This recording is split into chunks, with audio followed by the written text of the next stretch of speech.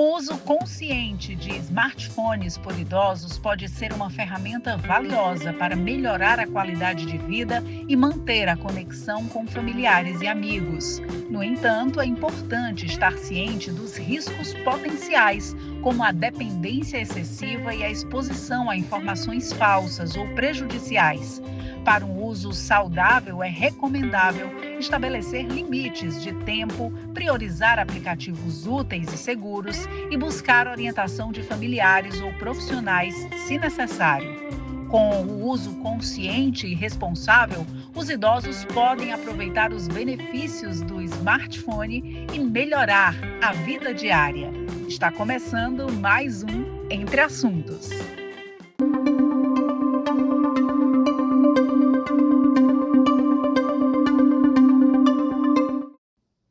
Para falar mais sobre o assunto idoso e tecnologia, eu recebo aqui a Vina Leite, que é coordenadora de políticas para idosos do Governo do Estado. Seja muito bem-vinda ao Opinião CE e ao Entre Assuntos, Vina. Muito obrigada pelo convite. Eu queria introduzir um pouquinho falando dessa mudança de perfil e trazendo aqui a questão da longevidade. Quando a gente fala dos idosos hoje, a gente fala certamente de forma muito positiva de mais tempo de vida e de vida ativa. Porém, essa longevidade e toda essa energia que ainda está bem presente, ela se debate aí com algumas questões da modernidade, né? Que não pega aí não só as pessoas tão idosas, mas assim, as pessoas de meia idade também estão sentindo muito essa questão da explosão tecnológica, se adaptar a esse mundo tecnológico. Eu queria que você trouxesse para a gente uma visão geral de como, dentro das políticas públicas e da sua experiência, você enxerga esse momento e como os idosos podem se preparar e estar sendo inseridos nesse mundo tecnológico, Vina. Bom, a gente tem que sempre celebrar o envelhecimento, né? A gente sempre fala isso. O envelhecimento brasileiro precisa ser celebrado, comemorado, porque significa que nós melhoramos em políticas públicas, né? Para a saúde, para a educação, para a cultura. E a pessoa idosa, ela está envolvida, ela tem direito a acessar todos esses direitos. A tecnologia não fazia parte dessa realidade, né, dessa geração que tem mais de 60 anos de idade. Então, algumas décadas atrás, quem tinha 40, 50 anos já estava fadado, né, a ser tratado como uma pessoa sem autonomia, sem independência, precisando da ajuda de outras pessoas. E essa realidade no Brasil, vamos dizer, nos últimos 50 anos, ela muda consideravelmente. Tanto é que nós temos uma população com 60, 70, 80 anos de idade, muito independente, autônoma, protagonista dos seus direitos e buscando essas informações, buscando a tecnologia, buscando se relacionar no mundo virtual, realizar cursos à distância, fazer videochamadas, solicitar um transporte por aplicativo, comprar de forma virtual. Então, é um mundo novo, né, com que ele se depara, mas é um mundo muito interessante, muito atrativo. Mas, ao mesmo tempo, se ele não está preparado, né, para acessar essas tecnologias, essa ferramenta acaba sendo uma armadilha para cair em golpes, para ser lesado financeiramente, né, para ter uma violência patrimonial financeira. E o que a gente tem pensado e se preocupado muito é de que forma a gente pode colaborar para que as pessoas tenham essa proteção, né? Tenham a proteção da sua vida, sua dignidade, não sejam lesados financeiramente e tenham acesso à parte boa dessa tecnologia, dessa modernidade. De que forma, então, esse caminho pode ser construído? Aí, essa preparação, ela vem tanto do acesso a políticas públicas específicas, que a gente sabe que existem, e instituições também particulares e privadas que oferecem cursos específicos aí para a terceira idade. Como é que o idoso ele pode, poxa, eu quero estar presente nesse mundo e eu quero me preparar para isso. O que é que ele deve fazer? Então, são dois caminhos bem distintos. Aquele que já nos procura querendo uma oferta, né, de uma qualificação, de uma formação, porque participam da vida social da sua comunidade, já interagem com grupos, participam de conselhos de direitos, associações comunitárias, pastoral. Então, essa pessoa idosa ela já é muito ativa, né, muito comunicativa e facilmente ela tem acesso a um smartphone e acaba já aprendendo algumas coisas por conta própria. Né? Só que é um caminho complicado, que às vezes você aprende, mas também está muito exposto a golpes. E um outro caminho é justamente o de sensibilizar aquelas pessoas idosas que têm um pouco mais de dificuldade de acessar essa informação, ou essas tecnologias, né, não querem tanto, acham que não é para elas, que não vão aprender. Então, a gente tem feito um trabalho de sensibilização com alguns grupos e também a oferta já de cursos, de qualificação com os nossos parceiros, né? Que é o caso do SENAC. O SENAC é um grande parceiro nosso, da Secretaria dos Direitos Humanos, e a gente celebrou uma cooperação e, através dessa cooperação, a gente tem realizado diversos cursos desde o mês de abril e que vão seguir até o final do ano de 2025. Vina, uma das preocupações assim dos pontos sensíveis, a gente fala muito da questão dos golpes, das fraudes, porque são mais evidentes, não só apenas para esse público aí mais idoso, por conta dessa diferença de time aí no acesso a essa tecnologia, seria um grupo mais vulnerável, porém outras faixas etárias também estão dentro disso, mas tem um outro ponto que é a questão da privacidade. Como é que vocês enxergam e avaliam isso? Porque há uma exposição excessiva e a gente sabe que há um estímulo muito grande a essa exposição dentro das redes sociais, enfim, desse mundo tecnológico como um todo. Como o idoso pode se proteger nesse sentido? Eu acho que a principal pensamento com relação à proteção é a gente saber que existem armadilhas que são muito evidentes, né? Então, quando a gente fala em links suspeitos, né, de mensagens suspeitas, que eles são vítimas, muitas vezes, de coisas muito simples, básicas, que a gente diz, mas como é que você caiu nisso? Era tão evidente que isso era uma fraude, mas para ele não, né? Para essa pessoa não. Então, acho que a gente ofertar essa informação, então ter acesso à informação é o primeiro caminho, de saber que muitas coisas podem ser evitadas, ter esse primeiro filtro, né, para o uso das tecnologias, já é uma forma de prevenção muito importante. E ele saber que a ferramenta do smartphone, o tablet, do computador, sempre vai ser uma ferramenta também de buscar os seus direitos. Então, é através de um telefone, de um smartphone, que eu consigo, por exemplo, fazer uma denúncia virtual, fazer uma ligação para o Disque 100, que é um número nacional, né, para combater as violências. Então, da mesma forma que eu posso utilizar o smartphone por uma forma negativa ou ser vítima de alguma forma, mas ele também é uma ferramenta muito, muito potente e importante de proteção. Nossa, esse ponto que você tocou realmente é uma outra visão e uma visão fantástica, porque muitos idosos aí sofrem situações de violência doméstica, de outros tipos de agressão e muitas vezes não tem como, né, denunciar isso. Então, para além da prevenção, pode ser um instrumento muito grande também de proteção. De proteção. Você sabe que a gente já recebeu vídeos no WhatsApp da secretaria de uma pessoa idosa que ela gravou a própria situação dentro de casa de abandono e negligência que estava sofrendo. E ela enviou, né, ela enviou para uma pessoa amiga e essa pessoa amiga enviou para a gente. Então, se forma uma rede de apoio virtual. Isso, há alguns anos atrás, era impossível da gente imaginar, né? Uma pessoa idosa com um telefone conseguindo gravar um vídeo, porque ele se deslocar presencialmente para uma delegacia de proteção, para um órgão de proteção, seria muito mais complicado, difícil.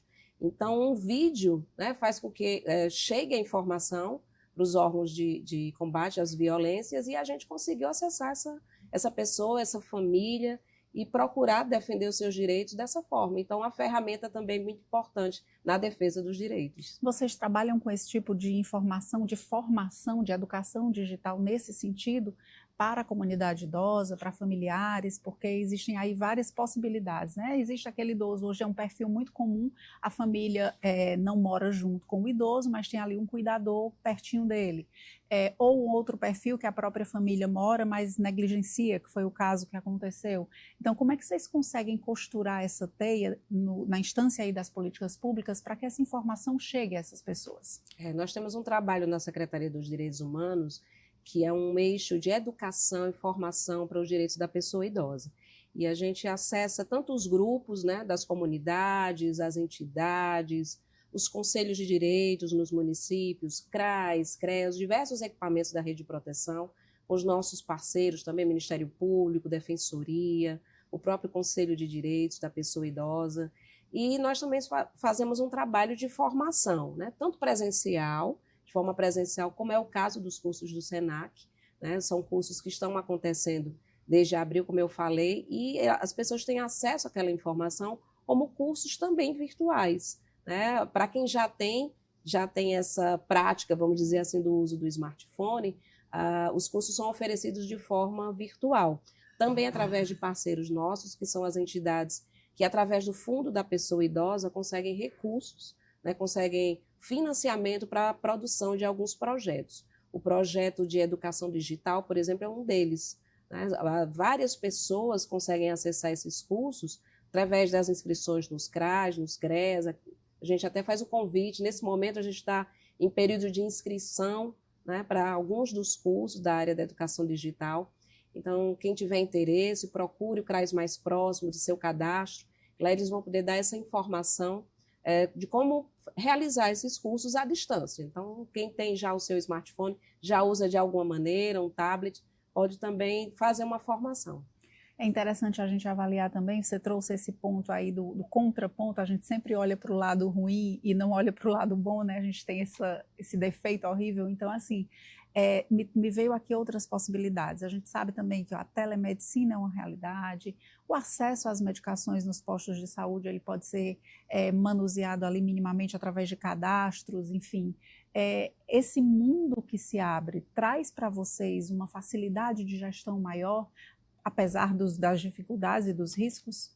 Sim, a gente tem utilizado bastante a ferramenta, né, dos encontros virtuais, das reuniões online, das rodas digitais, né, como uma estratégia também de comunicação com os grupos das pessoas idosas e quem trabalha com a rede, né, nos vários equipamentos da proteção, da saúde, da educação, que trabalham com o grupo das pessoas idosas. Então, recentemente, a gente instituiu um fórum na região do Cariri e o primeiro encontro foi presencial na região, mas o segundo já foi virtual com essas pessoas, né? A gente também gosta muito de incentivar a participação, porque é uma forma também de combater o isolamento social. Sim. Quem tem hoje uma tecnologia, né, de um smartphone, um tablet, ele nunca está só. Se ele tiver ali acesso à internet, ele se comunica com amigos, com parentes, com pessoas da igreja, conosco dentro das políticas, a gente acaba criando um vínculo muito forte com essas pessoas, troca telefones, então a gente tem diversos grupos de WhatsApp para conversar com elas, e eu acho que é nesse sentido, a gente utilizar da melhor forma possível essa tecnologia. De que forma você avalia a questão de números, né? Vamos assim, um perfil.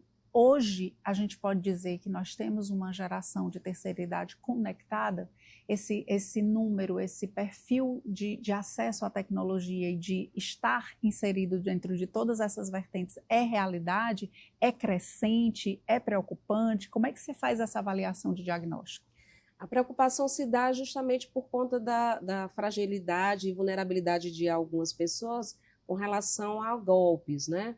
A financiamento, empréstimos, ou nem só financiamento ou empréstimo, mas muitas vezes a transferência, o uso do Pix, eles ainda têm muita dificuldade de acessar, ficam com medo, então solicitam muitas vezes para uma pessoa que faça por eles, Bem e aí no que coloca outra pessoa, que muitas vezes é de confiança, ele acha que mas ele pode utilizar também, né, para benefício próprio, então tem esse grande problema, e isso é algo que a gente tem que estar sempre preocupado, alertando, vigilante. Mas, por outro lado, a gente tem percebido que todas as pessoas com mais de 60 anos de idade, a gente nem fala mais na categoria terceira idade, porque são pessoas idosas, seja com 60, com 70, com 80 e, por incrível que pareça, até com 90 anos de idade. Nós temos uma senhora com 88 anos de idade fazendo curso com a gente. Maravilha. E muito interessada, né, em aprender a fazer transferência bancária, que eu não quero precisar de mais ninguém para eu fazer uma simples transferência. Eu não quero precisar de ninguém para pedir um carro para mim, para eu poder ir para a igreja, para eu poder vir para cá. Então, essa independência é muito importante para todas as pessoas, claro, né, mas para elas também. E esse perfil, a gente, na verdade, acaba entendendo que é um perfil muito múltiplo, né? Então, tem pessoas mais jovens, vamos dizer assim, com 60 e poucos anos de idade, mas tem os que já têm perto de 90 anos de idade, também muito interessados e autônomos. Fina, eu gosto sempre de pedir nas entrevistas que a gente, em algum momento, a gente trace aí um caminho, né? Dependendo do assunto que a gente está lidando. Porque eu acho quem nos assiste e nos ouve, às vezes são tantas informações que a gente precisa filtrar um pouco para a pessoa. Por onde eu vou começar? Né? Eu queria que você dissesse assim, eu tenho uma dificuldade tecnológica, eu já tenho uma idade mais avançada, mas eu quero entrar nesse mundo de forma segura. O que é que eu devo fazer? Eu acho que procurar os canais também seguros, né, de informação. Não é procurando de forma aleatória na internet, clicando em algum curso, que muitas vezes você vai estar exposto a outro golpe.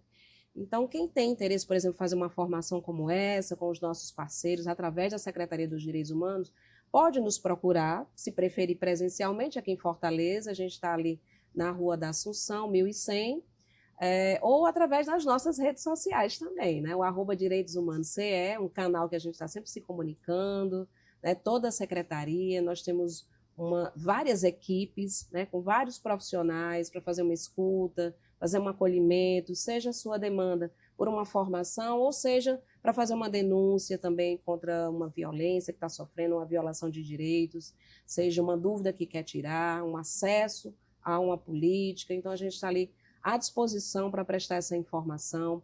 E mais próximo a você, aqueles grupos que são historicamente grupos que apoiam, equipes que apoiam a população idosa, como a própria pastoral, as equipes de CRAS, de CREAS, as entidades que já fazem um trabalho muito importante junto com o Conselho Estadual do Idoso, né? Então, nos procure através das redes sociais ou no nosso endereço, que a gente vai estar, claro, com muito prazer, recebendo todo mundo que queira ter essa informação, não só sobre os seus direitos com relação à tecnologia, mas qualquer direito da pessoa idosa.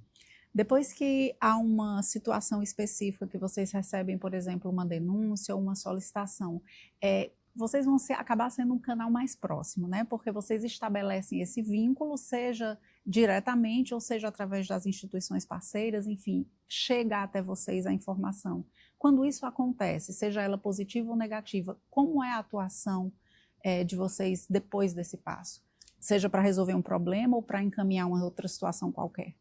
A coordenadoria é uma parte integrante da Secretaria dos Direitos Humanos, que também tem um centro de referência em direitos humanos. Então, nós somos um ponto dessa grande rede de apoio e proteção à pessoa idosa. O que a gente sempre diz, a Secretaria está de portas abertas sempre, né, para ouvir, para receber as pessoas, mas também nós temos um canal virtual, né, em contato com o Disque 100, que é um número nacional de denúncias.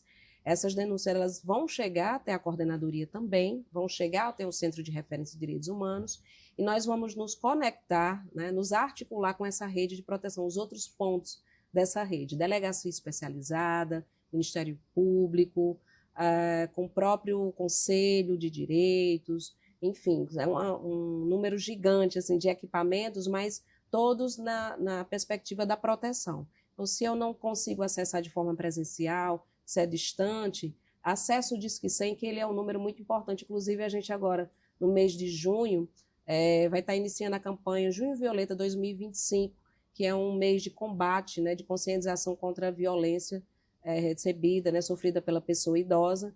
Mas nós temos uma política permanente de combate à violência, às violações de direitos, através dessa rede de proteção.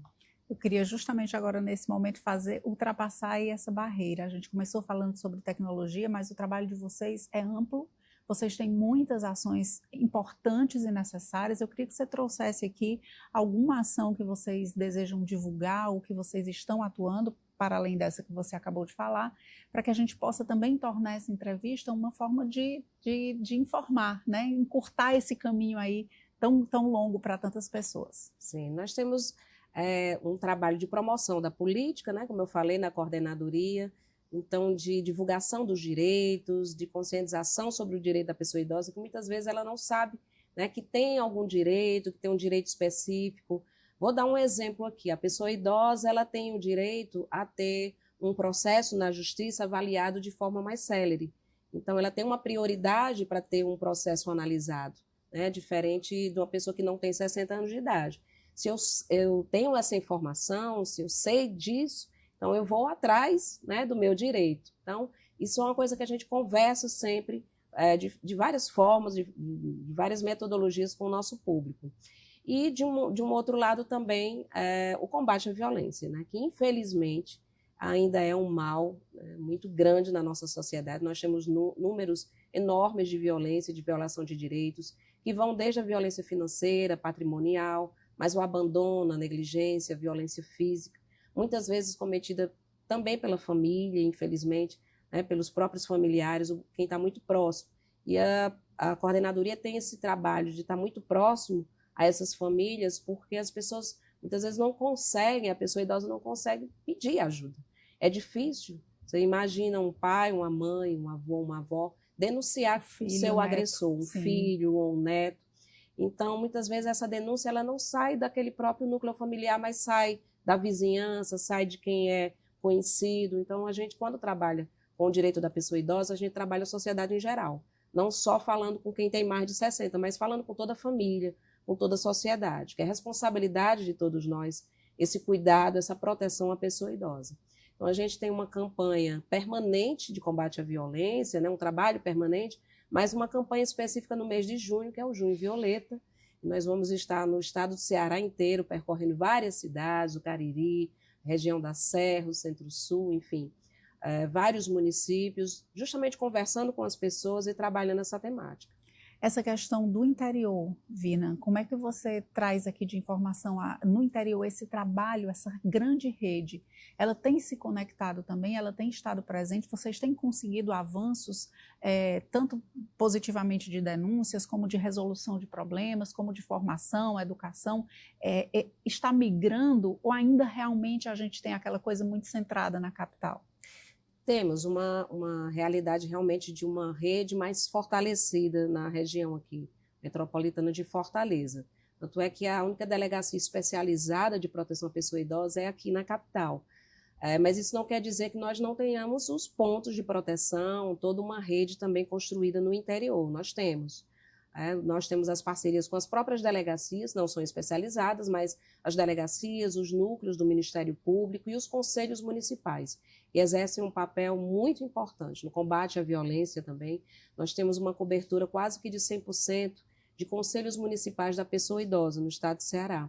Isso é muito importante porque é através do conselho que também se fiscalizam instituições de longa permanência para idosos, que se fiscaliza instituições que estão cuidando, né, deveriam estar cuidando muito bem das pessoas idosas, muitas vezes não estão, que orientam a população com relação aos seus direitos também, e essa comunicação entre a Secretaria, Conselho Estadual e os municípios se faz muito através dos conselhos também, mas também de outros equipamentos, como os CRAs, os CREAs, as unidades básicas de saúde, que são profissionais e equipes que já estão nos territórios, já conhecem as pessoas, conhecem as famílias e têm um trabalho realmente muito importante, né, de atuação.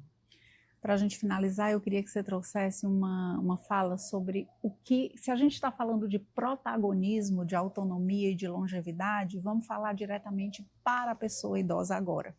Eu queria que você trouxesse para essa pessoa um alerta. O que é que me acende um sinal de alerta e que me tira da zona de conforto, seja com relação ao familiar, seja com relação ao cuidador, que eu tenha que pensar, algo aqui não está bem. O que é que eu devo fazer? O que é que pode, quais são esses sinais para que a gente traga aqui esse momento também de conscientização?